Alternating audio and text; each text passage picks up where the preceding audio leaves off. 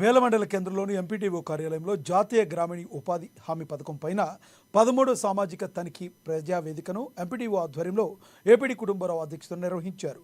ఈ సందర్భంగా మండలంలోని 37 గ్రామ పంచాయతీల్లో 2023-24 సంవత్సరానికి జాతీయ గ్రామీణ ఉపాధి హామీ పథకంలో చేపట్టిన పనులపైన సామాజిక తనిఖీలు చేపట్టారు.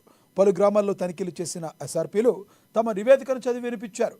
బేల మండలంలో 37 గ్రామ పంచాయతీల్లో జాతీయ పథకం గ్రామీణ ఉపాధి హామీ పథకం కింద 3,63,00,000 నిధులతో పనులు చేయించడం జరిగిందని ఏపీడీ కుటుంబరావు పేర్కొన్నారు.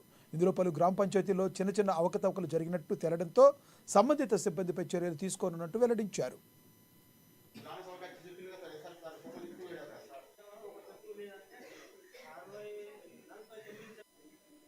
ఈరోజు బేల మండలంలో 13వ విడత ప్రజావేదిక సభ నిర్వహించడం జరుగుతుంది.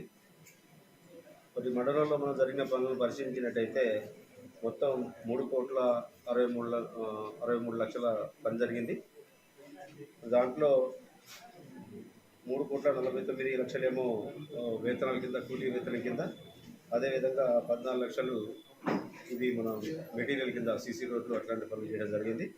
దీనికి సంబంధించిన తనిఖీ ఏదైతే మన తనిఖీ బృందం వాళ్ళు తీసుకొచ్చిన నివేదికలు ఈ సభలో పరిశీలించి దీని మీద తప్పులు ఉంటే కనుక తప్పు చేసిన వాళ్ళ మీద తప్పు చర్య తీసుకోవడం జరుగుతుంది.